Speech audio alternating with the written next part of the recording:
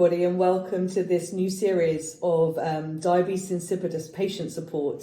I'm lucky enough to be here today with Professor Wass, and he has kindly agreed to put together a number of videos to help to support diabetes insipidus patients. We've got a huge amount to share with you, lots of new things that have been happening in order to make and improve the care of diabetes insipidus patients. And we're going to walk through the first of the chapters, which is around diabetes insipidus and an overview of the condition. So, Professor Wass, thank you very much for joining me today. I do really appreciate it, and I know that everybody else that knows you will also be very grateful for the time that you're spending to support us. So, could I ask you, please, to provide me with an overview of diabetes insipidus and why it's called that? Well, thank you, Debbie. It's a pleasure to be here. So we're going to call it diabetes insipidus, but we're not going to call it diabetes insipidus for long, because it's a very confusing name. Let me just go back, and I'm sure you're all very well educated in the classics. Greek diabetes is polyuria, i.e. passing a lot of urine. And in the olden days, the physicians used to have to put their finger in the urine and taste it. And if it was mellitus, it was sweet. That was diabetes mellitus, sugar diabetes. And if it was insipid, it didn't have sugar in, it was insipidus, diabetes insipidus.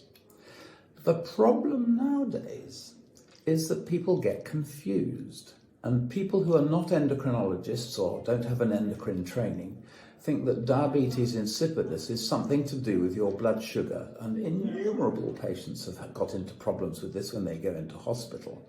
And in fact, even patients have been mistreated, had their diabetes insipidus treatment stopped, and even, unfortunately, have passed away because of complications. And so we're in the process of changing the name from diabetes insipidus to Arginine Vasopressin Deficiency. Well, what a bloody hell's that? Well, arginine vasopressin is the hormone which actually is the antidiuretic hormone, and it's called arginine vasopressin, and it comes from the posterior part of the pituitary. And that's why it's called it's going to be called arginine vasopressin deficiency. And I think that's an important aspect, so it's going to be abbreviated to AVPD probably. And so that's what diabetes insipidus is. It's a deficiency usually of the antidiuretic hormone which is made in the brain. And what is the difference between nephrogenic diabetes insipidus and central diabetes insipidus? Well, mostly in endocrinology we deal with central diabetes insipidus, and that relates to a problem in the pituitary gland where there is not enough arginine vasopressin being secreted, and for the various reasons. And in fact, there's another cause, which is nephrogenic diabetes insipidus, where simply there is enough arginine vasopressin around, but actually the kidney, for various reasons, doesn't respond to it, and that's called nephrogenic or kidney-specific arginine vasopressin resistance, we call that. So how and why does it occur? Well, there are many reasons, and I'm going to concentrate my comments on central diabetes insipidus, central AVP deficiency. And that can be caused by various problems with the pituitary. It can be a familial thing where there's deficiency of AVP. It can be caused by trauma, so people have fallen off a horse or had a car accident, and you can get damage to that part of the brain. It can be caused by little tumours in that part of the brain, which can be seen on an MRI. You can get inflammation of the pituitary gland, and there are various types of inflammation which can do that. And then there's infection, and you can get tuberculosis even causing problems in that part of the pituitary.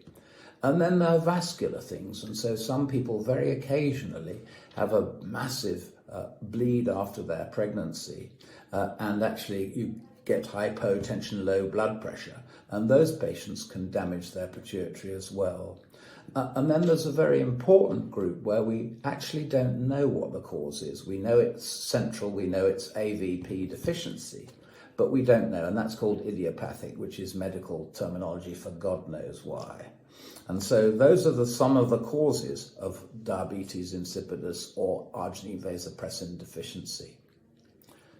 Well, what are the signs of arginine vasopressin deficiency? Well, there is polydipsia, which means you get very thirsty. And you can also pass lots of urine, or polyuria. And that's the background to it. People who have excessive thirst and excessive passing of urine.